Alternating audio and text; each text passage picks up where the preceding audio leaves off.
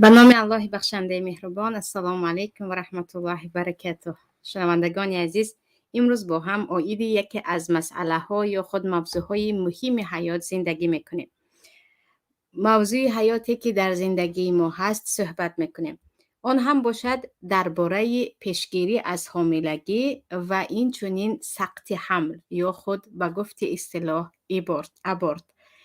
این موضوع یا خود این برنامه از چیزی عبارت است که هر روزه و شاید هر ماه و هر ساله در یکی از خانواده ها رخ دهد و یک کودک بیچاره را فقط به خاطر آنکه شرایطی خوب ندارند و یا یک جنگ و جنجال در خانواده شد و یا یک مسئله های خیلی کوچک دیگر به قتل رسانند. کودکان زیاد همین خیل هر سال سقط حمل می شوند و یا ابورت می شوند و کسی از این پروا هم ندارد و به آسانی می گویند ابورت کردیم و رفت یا خود کودک را غلطانیدیم یا خود افتانیدیم. باید از این مسئله از نزدیکتر آشنا شویم و ببینیم که شریعت درباره سقط حمل چی می گوید و آیا در حقیقت ابورت کردن با آنگونه که مردم به زبان می آورند خیلی امر عادی است و گویا که هیچ گناه ندارد و یا اینکه ابورت کردن گناه کبیره هست که نه تنها در آخرت در دنیا هم هر کسی که به این کار دست زد باید جزایش را هم جزای بدنی هم مالی بدهد. و پیش از اینکه درباره خودی سقط حمل صحبت کنیم، بیاید درباره پیشگیری از حاملگی هم یک چند نکته را ذکر کنیم، برای آنکه بعضی ها در این مسئله آنقدر شدید هستند که میگویند عموما از حاملگی پیشگیری کردن جایز نیست. بعضی ها میگویند کاملا جایز است و انسان میتواند تمام عمر حتی خود را عقیم و یا خود نازا کند. اما وقتی به خود شریعت و یا نصوص های شریعت نگاه میکنیم که اساساً حدیث ها درباره پیشگیری از حاملگی در صحیح مسلم خیلی زیاد هستند. حدیث ها دو نمود آمده شدند. حدیثی که در آنجا مثلا حدیث جابر پسر عبدالله که میگویند ما در زمان پیامبر صلی الله علیه و سلم از حامل نشدن همسرانمون احتیاط میکردیم و یا پیشگیری میکردیم و پیامبر صلی الله علیه و سلم چیزی به ما نمیگفتند و اگر این چیز حرام می بود و یا جایز نمی بود لابد پیامبر صلی الله علیه و سلم ما را از این کار منع میکردند. و اینجا حدیث جابر که هم در صحیح بخاری آمده هست هم در صحیح مسلم آمده است، از آن میگوید که در زمان پیامبر صلی الله علیه و سلم نیز بعضی از صحابگان با وجود داشتن یکی از سببها از حامله داری پیشگیری میکردند و پیامبر صلی الله علیه و سلم مانع این کار نمیشدند یا اینکه نمیگفتند که این کارتان خطا است. اما حدیثی دیگر هم هست، یک تا هم نه، یک چند تا حدیث دیگر است، از جمله از ابو سعید خدری و این چنین از حضرت عایشه رضی الله عنها که وقتی به پیامبر صلی الله علیه و سلم گفته می شود که ما یک مدت از حامل دار شدن همسرانمان پیشگیری میکنیم و خاطر آنکه کودک معده یک دارد و یا شیر میدهد و یا یگان موضوع دیگر، پیامبر صلی الله علیه و سلم میگویند این کار را نکنیدتان، زیرا اینکه هر چیزی که الله تقدیر کرده باشد همان میشود و اینجا اگر برای شما پروردگار فرزند مقدر کرده باشد، شما خواستید و یا نخواستید آن فرزند به دنیا می آید و پیشگیری شما به یگان چیز سبب نمی شود. و این چنین در حدیث دیگر هم صحابی آمده می گوید پیامبر الله من نمی خواهم همسرم حامله دار شود، برای همین ما پیشگیری می کنیم. پیامبر صلی الله علیه و سلم می کنند هر چی خواستی کن اما خواست الله می شود. اگر الله خواست تو صاحب فرزند می شوی. پس از مدت آمده می گوید من صاحب فرزند شدم. پیامبر صلی الله علیه و سلم می گویند من بنده الله و رسول الله هستم. من به تو گفته بودم که هر چیزی که الله مقدر کرده است خواه و ناخواه آن می شود. پس اینجا رو ببینیم دو خیل حدیث آمد. حدیثی که جابر ابن عبدالله میگویند ما میکردیم پیامبر یعنی پیشگیری از حاملگی را هرگز من نکرده بودند، و حدیث دیگری که پیامبر صلی الله علیه و سلم گفتند این کار را نکنیدتان زیرا هر چی که الله تقدیر کرده است آن می شود. اما حدیث خطرناکتر دیگر هم هست که حضرت عایشه میگویند جزامه بنت وهب که خواهر حضرت عکاشه هستند بار به نزد پیامبر صلی الله علیه و سلم آمدند و گفتند که آیا اجازه هست که ما از حامله دار شوی پیشگیری کنیم؟ پیامبر صلی الله علیه و سلم گفتند ذلک وعد الخفی، این کاری که شما میکنید کودک کشتن پنهانی است. چه خیلی که در جاهلیت پس از کودک تولد شدن زنده به زنده میکشتن، شما آن را الان هنوز به دنیا نآمده میکشید و احتیاط کردن شما از حامله داری هم یک نمود فرزند کشتن است که این حدیث خیلی خطرناک است و همین حدیث را بعضی از علما گرفته میگویند به یگان حالت پیشگیری از حاملگی جایز نیست. ولیکن چون گفتیم حدیث یک چند خیل آمده است، جمهور علما میگویند اینجا وقت پیامبر صلی الله علیه و سلم گفتند پیشگیری از حامله داری این فرزند کشتن پنهانی است، مانند کردند و برای کسانی هست که تمام عمر نمیخواهند فرزنددار شوند یا اینکه یک دو سه فرزند دارند و بعد از این میگویند من تا آخر عمر دیگر برای من کفایه است. اما حدیث جابر ابن عبدالله که گفتند که ما پیشگیری از حامله داری در زمان پیامبر بود، این به آن دلالت میکند که در یک مدت معین به خاطر اینکه مادر کودک معده دارد و یا سلامتی مادر خوب نیست و یا مادر ضعیف است و یا اینکه یگان سبب دیگر هست، به خاطر یک سببی که در میان هست نمیخواستند یک مدت صاحب فرزند شوند که انا در این وقت پیامبر صلی الله علیه و سلم چون میدانستند که آنها فقط یک وقتینچه یا مدت معین این را میکنند به کسی چیزی نگفته بودند و این چونین این قول جمهور علما را حدیث دیگر تایید میکند که وقتی مرد به پیامبر صلی الله علیه و سلم آمده میگوید که همسر من کودک معده دارد، برای همین ما از حامله دار شدن پیشگیری میکنیم. پیامبر صلی الله علیه و سلم میگن خواستی این را کن نخواستی نکن، اما بدون که هرچی که الله کرد یا خواست همان می شود. پس درباره پیشگیری از حاملگی وقتی حدیث ها رو فهمیدیم، علمای مذهب نیز فقط اول حدیث رو میبینند و بعد رأی خود رو میگویند و جز یک حالت های نادره که بعضی از عالم یگان دلیل را از روی اجتهاد خود و یا قیاس خود میکند. جمهور علما از مذهب امام ابو حنیفه رحمت الله علیه تا مالک و شافعی و امام احمد و بعضی از علمای دیگر اتفاقا میگویند که پیشگیری از حامله داری جایز است، هیچ باکی ندارد، اما به شرط آنکه برای یگان سبب باشد، مثل اینکه مادر کودک معده دارد سلامتیش خوب نیست و زن و شوهر هر دو اتفاق باشند. شوهر و زن اگر یکی راضی نباشد این کار گناه است و گناهگار می شود. مثلا زن از شوهرش نپرسیده یگان دارو استعمال کند و یا اگر یگان راه‌های دیگری پیشگیری از حاملگی را به اجازه شوهرش انجام دهد، زن گناهگار می شود. در عکس اگر شوهر به اجازه همسرش من فرزند نمیخواهم گفت، شوهر گناهگار می شود. و تمام علما اتفاق هستند که زن و شوهر اگر هر دو راضی هستند، اگر هر دو مصلحت کردند، می توانند که پیشگیری از حامله داری کنند. اما اگر یکی از آنها راضی نباشد، در این وقت جایز نیست و اینجا هم حتما باید قید کرد که سبب داشته باشند. به سبب به خاطر اینکه من عموما فرزند نمیخواهم، برای من 2 تا 3 تا بس است یا 4 تا بس است، یا اینکه من میخواهم زندگی خوب داشته باشم، برای اون که فرزند زیاد مرا ناراحت میکند، در اینجا هر دو گناهگار میشوند. زیرا پیامبر صلی الله علیه و سلم میگویند شمایان تزوجوا الودود الولود فانی مکاثر بکم الامم، شمایان زنهای را به خود نکاح کنید که آنها هم زنهای مهربان باشند، شمایان را دوست دارند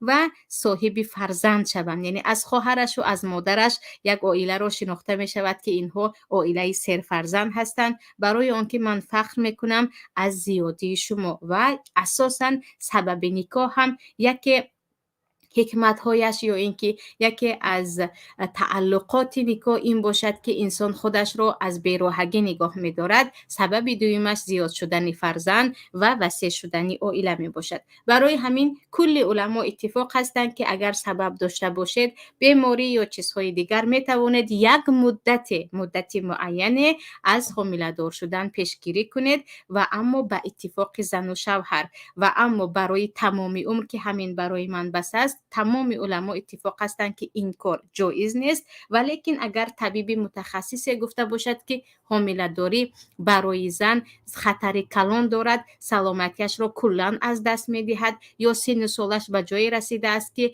برای این زن تولد کردن خطرناک است و یا اینکه عموما این زن الکی تحمل حامله دار شدن را ندارد و به این یگان طبیب متخصص معتمد که به او باوری دارید اگر گفت، در این وقت جایز است که حتی برای دائمی هم زن از حاملگیری پیشگیری کند که الان یک چند نمود وسایل است برای پیشگیری کردن دائمی از حاملگی، اما فقط در یک حالت اگر سلامتی زن دیگر برای تولد کردن و حامله دار شدن اصلا مساعد نباشد و به این طبیبی که تخصص دارد بگوید.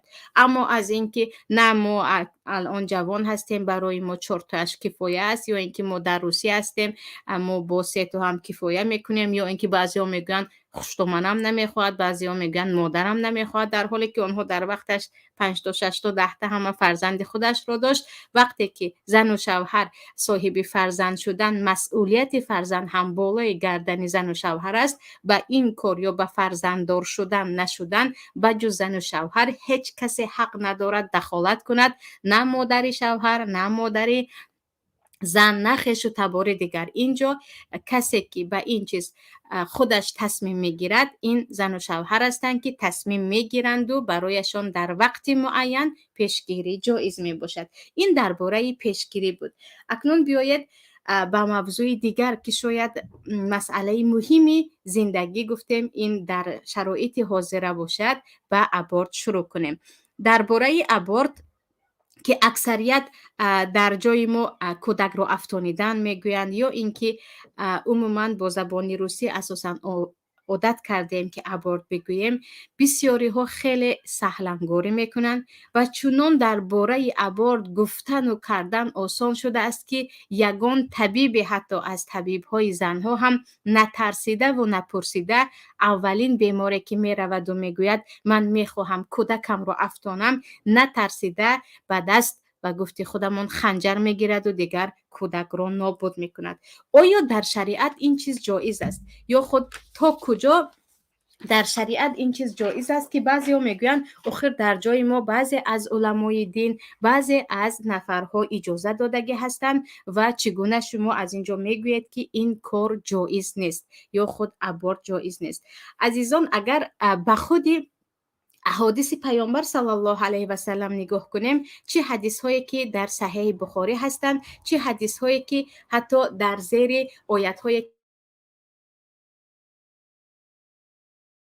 تا اینکه نحن نرزقکم و ایاهم نحن نرزقکم و ایاهم، شما هرگز فرزندان خود را از ترس کمبغلی نکشید، این ما هستیم که هم شما را رزق میدهیم هم فرزندان شما را.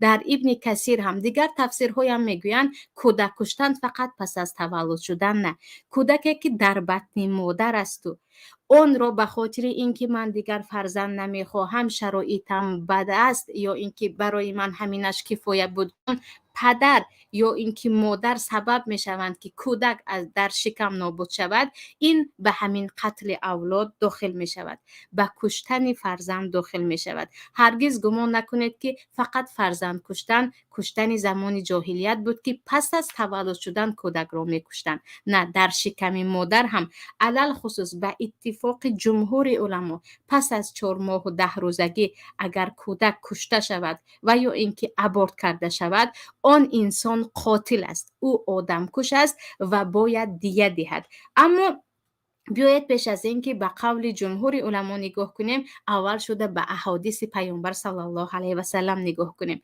برای آنکه خودی صاحبان مذهب هم از امام ابو حنیفه رحمت الله علیه شروع کرده میگفتند شمایان از جایی که من دلیل گرفتم بگیرید، یعنی شمایان اول حدیث را نگاه کنید، بعد از این در حدیث چیزی پیدا نکردید بیایید به قولهای ما. برای همین اینجا غلطی اکثریت در زمان حاضر در آن است که وقتی که سخن پیامبر هست و سخن بعضی از علما هست، سخن پیامبر رو کنار میگذارند و سخن هر عالمی که به آنها معقول است یا به فایده آنها هست، انا فلانی گفت انا فلانی گفت گویان قبول میکنند. ولی عزیزان، پیامبر صلی الله علیه و سلم به ما دو چیز گذاشتند، یکی قرآن، دیگر سنت. البته بعد از این وارثان خودشون علما رو که اگر موافق قرآن و سنت سخنشان باشد باید حتما قبول کرد، اگر مخالف باشد نباید قبول کرد. بیاید پس پیش از اینکه به خود مذهب ها نگاه کنیم،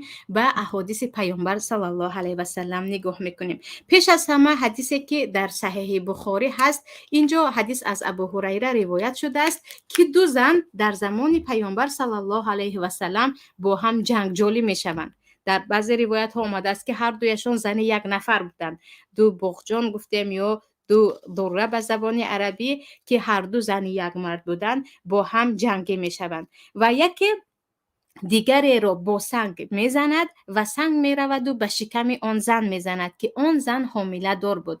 سپس کودکش میافتد و کودک میمیرد. پیامبر صلی الله علیه و سلم میگویند تو که با سنگ زدی و کودک او را کشتی باید غره بدهی. و غره عزیزان در آن زمان این یک کنیز بود، کنیز زن و یا مرد که در آن زمان بود و حلال بود. اما جمهور علما الان میگویند الان که کنیز نیست، ما این رو یا با شتر یا با گاو یا با گوسفند یا طلا یا نقره معین میکنیم که یکی خونبه های مادرش میباشد.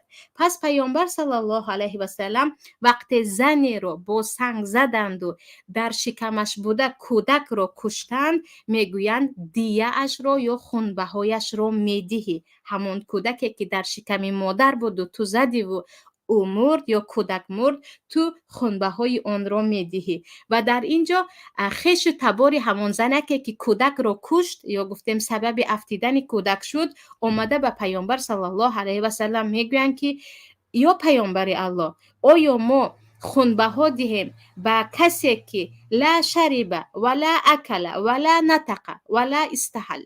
آیا ما به کودکی که نه نوشید نه خورد نه نفس گرفت نه آواز برآورد، عموما کودک در شکم مادر بود، به او ما خونبه ها دهیم؟ اون هم خونبه هایی که یا 5 تا شتر یا 10 تا گاو یا 100 تا گوسفند یا اینکه 212.5 گرم طلا یا تقریبا 2 کیلو نقره، یعنی 1785 گرم، 1 کیلو و گفتیم 800 گرم نقره. میگویند که این همه پول، یعنی یا 5 تا شتر یا 212.5 گرم طلا که همین مقدار پول است، آیا ما به یک کودکی که فقط در شکم مادر است و نخورد و ننوشید و نفس گرفت، نمیدونیم که تولد میشد زنده است یا نه، به اون میخواهید ما خونبه ها دهیم؟ پیامبر صلی الله علیه و سلم میگویند این انسان از شاعرهای سخنباز است یا از جادوگرهای هست که میخواهد سخنبازیش ما را بند کند. اما بدانید که کودکی که در شکم مادر کشته شد، کسی سبب کشتن او گشت، حتما باید خونبه هایش را بدهد و خونبه ها را هم معین کردن. و اینجا ببینید که پیامبر هرگز در یگان شرح حدیث در یگان کتاب آمدگی نیست که پیامبر پرسیده باشند که کودک چند ماهه بود، چند روزه بود. پیامبر گفتند سبب شده که کودک دیگری را کشتی و افتانیدی، باید خونبه هایش را بدهی.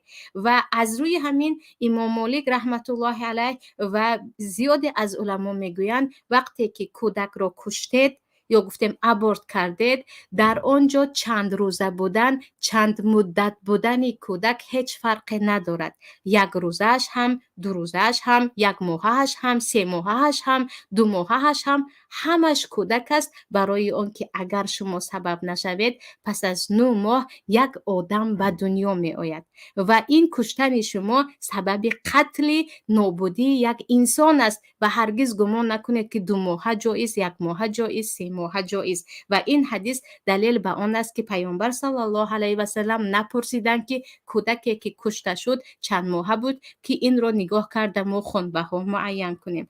و چیز دیگر عزیزان، در زمان پیامبر صلی الله علیه و سلم غامیده طائبه میگویند زنی که توبه کرد و توبهش قبول است ولیکن به زنا دست زد و دیگر رجم شد با سنگساری دیگر کشته می شود، از زنا حامله دار هستم میگوید. اما به نزد پیامبر صلی الله علیه و سلم اومده میگوید، حدیث هم در تمام کتاب های سنن بخاری و مسلم هم هست، اومده میگوید که پیامبر الله من زنا کردم و میخواهم جزاام را در دنیا گیرم. اما پیامبر صلی الله علیه و سلم خیلی میخواهند که همین را نگوید، شاید که توبه کند و توبهش قبول شود، ولیکن میگوید نه، من اصرار میکنم که مرا رجم کنه جزاام را ببینم. و در آنجا میگوید من حامله دار هستم. حامله داریم هم از زنا هست، از همان مردی که من با او دیگر زنا کردم. پیامبر صلی الله علیه و سلم میگویند برو کودکت را تولد کن.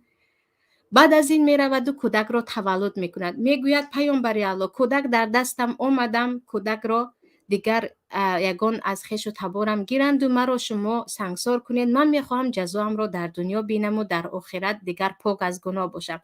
پیامبر صلی الله علیه و سلم میگویند به این کودک 2 سال شیر بده، مدت شیردهی رو هم تمام کن. میرود و 2 سال شیر میدهد و باز آمده میگوید پیامبر الله شیر رو هم دادم، تولد هم کردم، خواهش میکنم که من را جزا دهید تا اینکه در قیامت من جزایم نماند. و پیامبر صلی الله علیه و سلم امر میکنند که رجم کرده شود و بعدا در خواب میبینند که در یکی از باغ‌های بهشت دور زده گشته است. و اینجا حتی کودکی که از زنا پیدا شده بود، پیامبر صلی الله علیه و سلم هرگز نمیگویند که رو ببخشید اسقاط کن یا اینکه ابورت کن. ابورت وجود داشت در همان زمان هم، 1001 نمودش چه خیلی که الان هست در زمان قدیم هم بود، لیکن پیامبر صلی الله علیه و سلم میگویند کودک است، تولد کن. و اینجا از خود دلیل ها نگاه کرده و این چنین آیتی که الله میگوید و هرگز فرزندان خود را از کمبغلی نکشید، نحن نرزقهم و ایاکم، ما آنها را رزق میدهیم و شمایان را. در آیت دیگر ما خود شما هم رزق میدهیم، آنها را هم رزق میدهیم. اکثریت علما میگویند همه فرزند است، همه کودک است، یک روزش هم 2 روزش هم حیاتش شروع شد دیگر به آن دست زدن گناه کبیر است و خونبها هم دارد. لیکن بعضی از علما از جمله در مذهب امام ابو حنیفه و در مذهب امام احمد و بعضی از قولها در مذهب امام شافعی هم میگویند کودک تا وقتی که یگان اعضای بدنش تعیین نشود، دستش، پاچکش یا عموما در همون شکلش یگان شکل آدمی نباشد و یک علقه یا گفتیم گوشتپاره هست و جان ندارد، باقی نیست. و دلیلشون هم حدیثی است که وقتی که 4 ماه و 10 روزه می شود دیگر فرشته می آید و رزقش و زندگیش و تقدیرش را می نویسد. اما باز قول دیگرشون هم هست که میگویند اگر مبادا دستش یا اینکه یگان اعضای از آدمی را در آن دیده شود، الکی این حرام است و به او دست زدن یا خود سقط کردن جایز نیست. و در طب حاضره میگویند الکی کودک از 2 ماهگی به شکل آدمچه تبدیل شدن را شروع میکند که دستکش دیده می شود و کمی از کلچش و دیگر جسمش دیده می شود. ولیکن اینجا این فقط قول از قول مذاهب است که آن هم با اجتهاد خود. اما اگر به خود دلیل ها نگاه کنیم، به آیت قرآن کریم نگاه کنیم، به الله قسم یک حدیث یا یک قول از قول ثابت صحابگان نیست که گفته باشند که ببینید که اینجا کودک 1 ماه هست، 2 ماه هست، حاملگی چقدر است، جایز است. چنین گپ وجود ندارد. اگر وجود داشته باشد هم فتوای بعضی از علما هست که از روی اجتهاد است و چه خیلی که گفتیم پیامبر صلی الله علیه و سلم نپرسیدند و چقدر روزه بود، ابورت جایز بود یا نه، گفتند خون بهایش را باید پرداخت کنیم.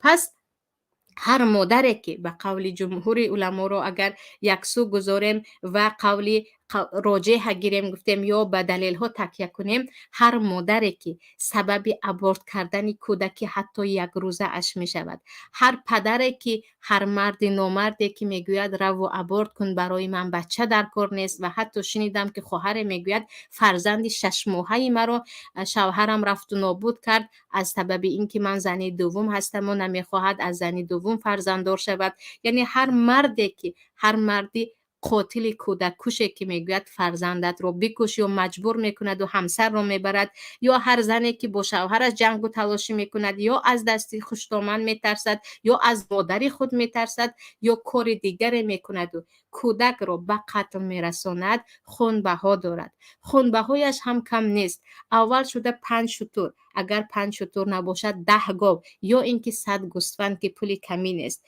یا اینکه 212.5 گرم طلا. در تمام کتاب های دیگه پیدا کرده می توانید که این به زمان پیامبر صلی الله علیه و سلم غوره باشد با پول عادی یا نقد مقدار یک غوره چنین است، و یا اینکه 1 کیلوگرم و 785 گرم نقره. به ضمن این باید 2 ماه پی در پی روزه گیرد. بجز اینکه این خونبها را بدهد که به خویش و تبار کودک میدهد، خودش نمیگیرد، به برادرش، خواهرش، فرزندهایش از به او خودش دست نمیزند، باید 2 ماه پی در پی یگان روز قطع نکرده روزه گیرد، مگر اینکه زن اگر حیض بیند پس از حیضش دوام میدهد. اما مردی که سبب نابود کردن کودکش شد، ویران کردن حاملگی شد، دم نگرفته 2 ماه پی در پی باید روزه بگیرد و این خنبه ها را شریعت معین کرده است. آن هم برای هر کسی که سببی کشتن گفتیم که به یگان چون و چرا این قتل است، اگرچه میگویند قتل نیست و خون است و ریخت یا حتی نطفه است و دیگر فرامد، آب بود و اصلا انسان نبود. و در تمام ساحه طب هم میدانیم که همین که دیگر در شکم مادر مستقر شد، حیات شروع می شود و اگر دست نزدید او پس از 9 ماه به دنیا می آید. و اینجا این خونبه های کودک بود. یک مسئله دیگر یا گفتیم یک بیرحمی دیگر که در ما هست این است که میگویند ما رفتیم و تموگرافی کردیم یا گفتیم در تلویزیون دیدیم، سونوگرافی هم میگویند، تموگرافی هم میگویند، دیدیم که کودک بیمار بوده است. طبیب به ما توصیه کرد که کودک شما بیمار تولد می شود یا یگان مشکلی دارد، برای همین ابورت کن. و آیا این جایز است یا نه؟ اکثریت خواهرایی که درباره ابورت سوال میدهند یا میگویند مشکلی خیلی مشکلی خانوادگی دارم، من نمیخواهم فرزنددار شوم، الکی حامله هستم و به هر راه میخواهم کودک را نابود کنم. و اکثریت دیگرشان میگویند کودک بیمار بوده است، به ما طبیب توصیه کرد که کودک بیمار را تولد کرده چیکار میکنید؟ اون را الان ابورت کنید، یعنی الان او را بکشید. کودکی که کسل است اون را بکشید. یا اینکه میگن خیش و تبار به ما گفته ایستادن که 3 کودک داری، کودکت را رو گیران، یعنی کش کودکت را. ولیکن تصور کنید که آیا در براتون کودک تولد کرده کسل باشد، آیا او را کشته می شود یا نه؟ یعنی عموما بیرحمی یا گفتیم یک وحشت است که به خاطر بیمار بودن کودک زنده را روید و کشید.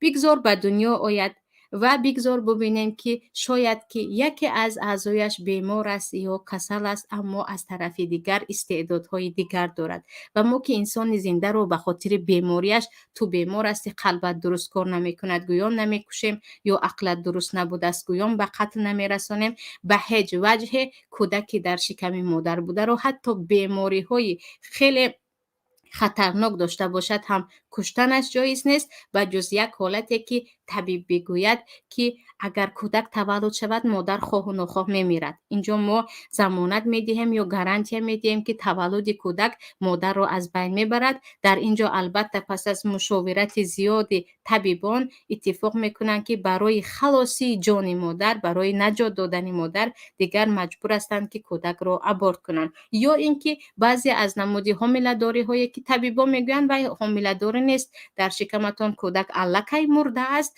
یا کودک زنده نیست یا یگان اعضایی ندارد که دیگر او را ما انسان گفته نمیتوانیم. اینجا برای اینکه دیگر کودک نیست و مجبور هستید البته که برای معالجه پیشگیری یا خود سقط حمل میکنن. اما در غیر این برای خیلی که گفتیم یکی از سبب ها گفتیم از حد زیاد کشته شدن کودک ها، این مشکلی در پرابلم های زندگی است. کمبغلی هم نیست، دیگر مردمی تاجیک عادت کردند که با کمبغلی بسازند و تحمل کنند و صبر کنند به گفته خودمون. اما مشکلی های کوچک اویلوی، حتی خواهرهای رو میشناسم که فقط با یک طعنه خوش دامن و یا با یک طعنه خواهر شوهر رفتند و کودک خود را ابورت کردند. و یا خواهرهایی که به اینکه مادرشان یک بار سیاست کردند که 3 تا کودک داری، چهارمش برای چی دویده رفتند و ابورت کردند.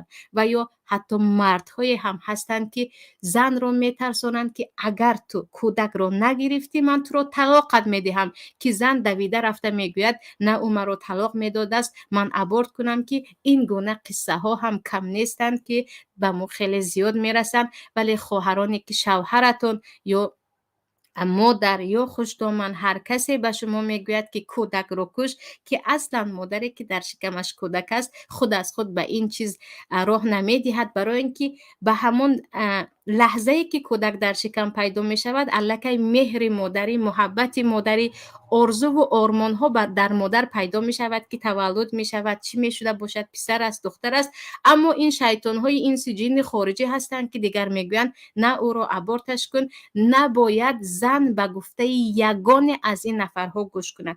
و اگرچه بر عوض طلاق باشد، اگرچه شوهر بگوید که تو را طلاقت میدهم، نباید برود و کودک را کشد، برای اون که این انسان کشتن است. اگرچه خونبهایش مثل انسان نیست، در انسان 50 تا مثلا برای زن شتر باشد، اینجا برای کودک 5 تا شتر است. لیکن عزیزان اینجا مسئله در آن است که خواه و ناخواه کودک است و کودک دست نزدید به دنیا می آید و آیا تمام عمر با تحمل این گناه، با آن عذاب وجدانی که من کودک را کشتم زندگی کرده می توانیم و یا نه؟ این رو باید فکر کنیم و جزایش رو هم بدانیم که و اذا الموعودة سئلت بأی ذنب قتلت، در روز قیامت وقتی میپرسد که چرا کشتی، اگر به من دست نمیزدی من به دنیا می آمدم، اگر به من دست نمیزدی صاحب خانه و جا می شدم، صاحب چیزهای دیگر می شدم، مگر رزق من در دست تو بود؟ چی سبب شد که مرا ابورت کردی و مرا نابودم کردی؟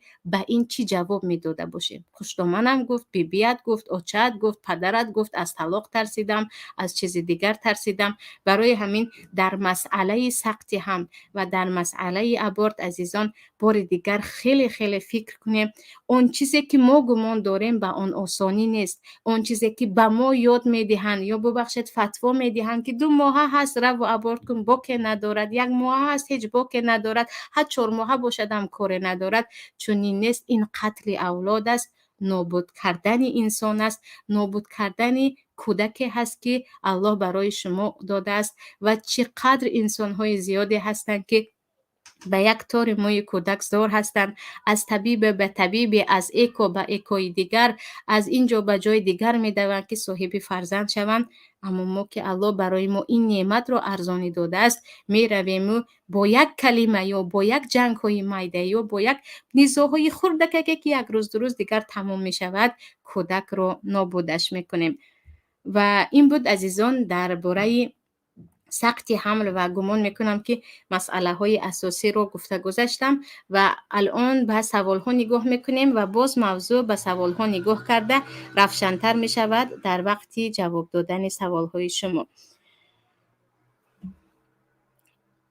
همسرم از من پنهانی وقتی من در روسیه بودم از حامله دارشویش خبر نداده، همگی بعد 1 ماه سفرم ابورت کرده است. من ابورت نکن گفته پریدوپرژدت کردگی نبودم. اکنون من هم در گناه قتل کودکم شریک هستم یا نه؟ اگر شما در اینجا یگان چیزی نگفتید و تماما بیخبر هستید از اینکه فرزند شما رو نابود کرده است، البته که گناهکار نیستید.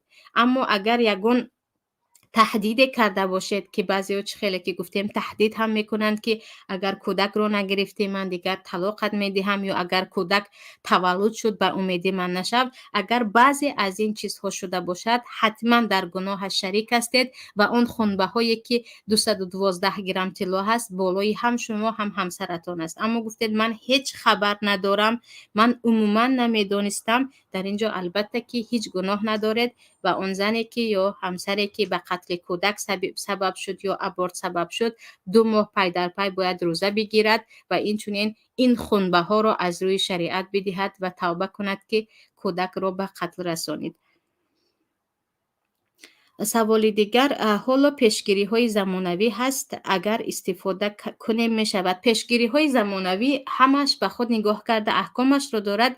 هر پیشگیری که به سلامتی انسان ضرر دارد، برای آنکه اکثریت قرص ها یا خود تبلتکه هایی که میخورند اکثریتش علل خصوص به زنها خیلی زیان دارد، رفته رفته به سرطان میرساند و این چونین بعضی ها را تماما جسمشان را به بیماری های دیگر میکشاند. برای همین پیش از استفاده کردن حتما باید با طبیب متخصص خود صحبت کرد که تا چه اندازه به گفت خودمان ریسک دارد، تا چه اندازه ضرر دارد. وقتی فهمیدید که هیچ ضرر ندارد، در اینجا البته که استفاده کردن جایز و استفاده نکردن زمانی جایز نیست که به جسم شما ضرر میرساند.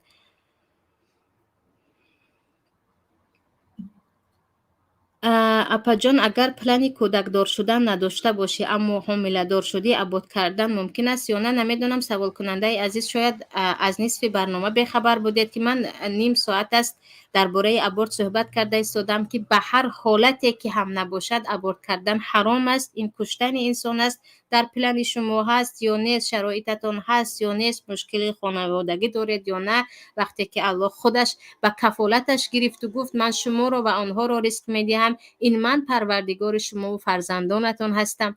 هرگز گمان نکنید که صاحب فرزند که شما شدید رزقش هم به دست شما، آیندهش هم به دست شما، پیش از شما، بالاتر از شما پروردگارش هست. البته که به هیچ وجه ابورت کردن کودک جایز نیست. یگانه حالتی که گفتیم طبیب متخصص میگوید که تولد کودک مرگ مادر است 100%، و این هیچ نمود شک شبهه نیست. انا در اینجا برای خلاص کردن جان مادر است. سوال دیگر، اگر تجاوز شده باشی می توانی ابورت کنی؟ درباره تجاوز و یا درباره زنا همان حدیثی که درباره غامدی از صحیح بخاری خواندیم، در دوامش در خود لجنه فتوا هم آمده است که کودک از تجاوز باشد هم از زنا باشد هم ابورت کردن حرام است. اینجا هیچ عیبی به کودک نیست و نباید کسی او را طعنه کند. اینجا گناهی که پدر و مادر کردن یا گناهی که یک مرد کرد نباید طعنه‌اش را یا خود عذاب آن را به کودک داد و اینجا کودک را به هر حالتی که هم باشد کودک را کشتن جایز نیست و نفرانی که کودک خود را به هر حالتی هم که باشد نگاه داشتند و نکشتند، روزی میرسد که از این فخر میکنند و خودشان هم میگویند شکر پروردگار که من همین بچم را در وقتش نکشتم یا خود ابورت نکردم. درباره اکو گپ میزدید، انشالله درباره اکو هم یک برنامه دیگری که وسیع‌تر و شاملتر است انشالله پیشکش شما میکنیم. اما تا حال یک چند نمود اکو وجود دارد. اکویی که در شریعت حرام است و اکویی که حلال است. یگانه نمود اکویی که حلال است زن و شوهر و اون از خود زن و شوهر نطفه میگیرند و به خود رحم مادر آن را جا میکنند و یک طبیبی که از طبیب های باوریناک باشد. اما اکویی که از مرد بیگانه و همسر یا از زنی بیگانه گرفته به رحم مادر میمونند یا زن و شوهر رو میگیرند و بیالگیش که ماما گفته دیگر به مادر دیگر میمونند، اینها همش حرام است برای اینکه اختلاط شدن و آمیخته شدن این نسب ها میشود. یگانه اگر از خود زن و شوهر باشد و طبیب متخصص گوید که اینجا من به کفالت میگی یگان نفر سیوم در اینجا نیست، به این علمای معاصر هم اجازه دادگی هستند. اما درباره نمودهایش و تا چه اندازه سال از سال دارد وسیع می شود و درمان بعضی از عائله های بیفرزند هم شده ایستاده است، انشالله با هم صحبت میکنیم.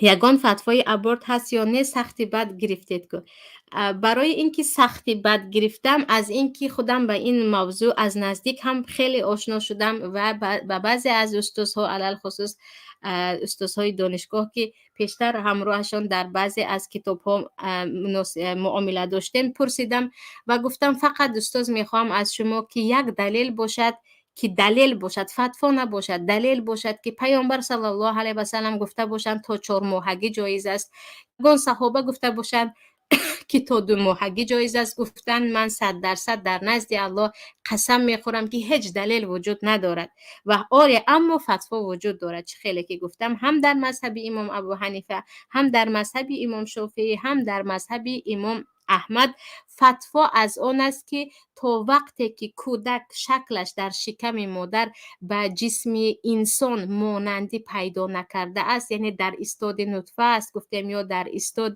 خونپاره است، جایز است که ابورت کرد. برای آنکه وی انسان نیست میگویند، وی جان ندارد، وی نمی جنبد، وی شکلش هم انسان نیست. و دلیلشون همان حدیثی هست که دیگر فرشته در 4 ماه و 10 روزگی می آیند و نفخ روح میکنند. اما این فتوا است به عکس این نگاه کنیم، خود هر یک چیز تخصصی خود را دارد. تمام اطباء میگویند از همون دقیقه که نطفه به شکم مادر مستقر و جایگیر شد حیات کودک شروع می شود. از یک روزه که کودک من 1 روزه است، 2 روزه است، 1 ماه است گویان حیات کودک را می شمارد. برای همین 1 روزهش هم همین، 2 روزهش هم همین، 1 ماه و 2 ماهش هم همین و 4 ماه و 6 ماهش هم. البته گناهش باز زیاد تو زیادتر است، لیکن کشتن کودک است و خون بها دارد و 2 ماه باید پی در پی روزه گرفته شود. کودکی از زنا تولد شده می تواند کلان شود و امام مسجد باشد. کودکی از زنا تولد شده هیچ گناهی ندارد. فتوایی که ولد زنا نباید امام مسجد شود به این یگان دلیل وجود ندارد و اکثریت صحابگان را اگر پیش از زندگیشان نگاه کنیم، البته که بعضیشان نام و نسب پدرشان یا مادرشان مختلط بود، بعضی ها فقط برده بودند، بعضی ها نام پدرشان را نمیدانستند و به این هیچ ولا تزر وازرة وزر اخرى، هیچ کسی به گناه دیگری مسئول نیست. علل خصوص کودک، پدر مادر که مسئولیت خود را دارند، آنها باید در کاشتن عقیده در فرزند خود، در عموما آداب و تربیه فرزند خود مسئولیت خود را تمام کنند. اما کودک بیچاره چی گناهی دارد؟ وقتی پدر و مادر او اشتباه کردند، در اینجا قسمتی او بوده است که در همین عائله و در همین شرایط به دنیا آمد و هیچ گناهی برای او میتواند قائد باشد و امام مسجد باشد و چیزی دیگر باشد. سوال دیگر، خوشدامنم وقتی فهمید که حملم دختر است گفت که اگر تا آمدن پسرم ابورت نکنی یا حامله دار بودنت را پسرم فهمد، خانه پدرت برده میشینونم، نمیدونم چی کار کنم.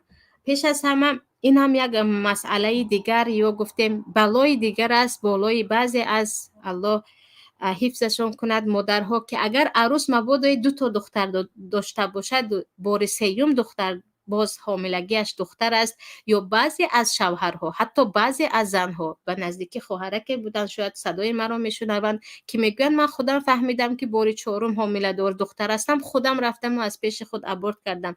عزیزان، پسر و دختر را الله میدهد و الله میداند که کدام از آنها صالحتر میشود و کدام از آنها دست شما را میگیرد. مهم پسر بودن و یا دختر بودن نه، مهم صالح بودن است. این صالح بودن دختر پیامبر فاطمه رضی الله عنها هست که در همه جا نام فاطمه را میشنویم و اکثریت حدیث و مهربانی را از فاطمه محمد میبینیم. برای همین دختر بودن یا خود دختر گفته 1 نفر را کشتن عیناً همون عادات جاهلیت هست که فقط به خاطر دخترچه تولد شدن دخترچه ها رو زنده به گور میکردن. این بعضی از اهل جهل ما هم الان دخترچه های در شکم مادر بوده را دیگر میکشند و سپس به گور میکنند. نباید به سخن خوشتومن در این وقت گوش کرده شود و حتی شوهر باشد هم و حتی پدر و مادر باشد هم اگر گفت رفت و ابورت میکنی، کمی شجاع باشیم، کمی قوی باشیم، قوی تر از آنه که 1 نفر ما را به قتل کودک رساند. یعنی نباید تا درجه 1 زن ترسو باشد که اگر کسی گفت رو ابورت نکرده من تو رو طلاق میدم میدهم دویده رفته کودکش را کشد.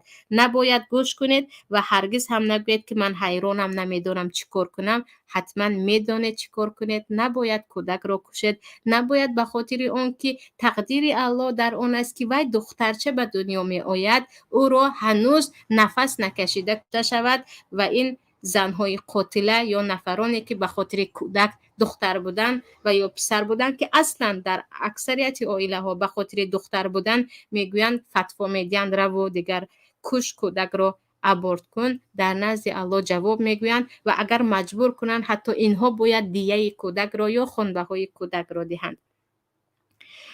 سوال دیگر درباره سپیرال میپرسند که آیا سپیرال اجازت است یا نه. سپیرال هم یکی از وسیله ها یا گفتیم یکی از پیشگیری های حامله داری هست که اگر به سلامتی مادر ضرر نرساند، که البته هر یک چیز تخصص میخواهد و در موضوع سپیرال به کدام زن تا چه اندازه ضرر دارد فایده دارد من کلا بی‌سواد هستم چون تخصصی من نیست. حتما بعد از مشورت کردن با طبیب اگر اجازه داد که بوک ندارد جایز است، اما برای مدتی معین، نه اینکه برای تمام عمر که من تمام عمر دیگر فرزند نمیخواهم، فقط برای مدتی معین به شرایط خود نگاه کرده از پیشگیری از حاملگی جایز می باشد.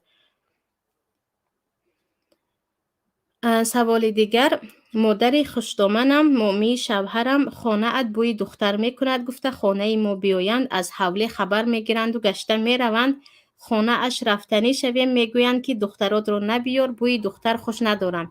اینها مامی شوهرتون خودشون دختر هستن یا مرد هستن اصلا؟ یعنی شاید از بوی خودشون هم خوششون نآید و شاید خودشون رو هم حلق‌آویز کنن که من خود از خود خوش ندارم برای آنکه زن هستم. لیکن یهب لمن یشاء اناثا و یهب لمن یشاء ذکورا میگوید الله. به کسی که از شما خواستیم ما دختر میدهیم و به کسی که از شما خواستیم پسر میدهیم و این چونین کسی را که هم خواستیم عقیم و نازا میکنیم. و اینجا عزیزان به گمانم سوال ها به آخر رسید، اگرچه درباره ابورت خیلی از چیزهای دیگر میخواستم بگویم، شاید نمیدونم از هیجان بود بسیاریش رو شاید ذکر هم نکردم، ولی یک خلاصه گیری کوچک میگیریم. درباره پیشگیری از حامله داری برای سبب وقت معینه پس جایز است، اما در سقط هم خیلی مسئله نگران کننده هست.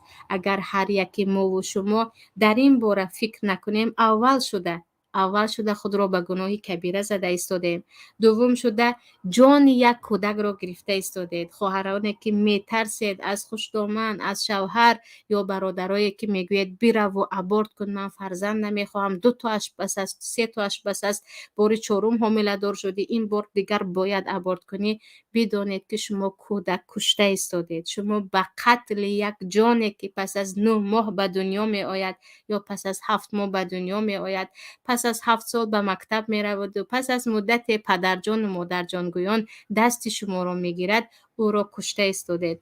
ابورت به گفتن آسان است، به دهان آوردن آسان است و قاتلان کودک هم به یگان مشکلی میگویند من راستش 2 تا رو ابورت کردم، بعضی طبیبان میگویند من 5 تا رو ابورت کردم.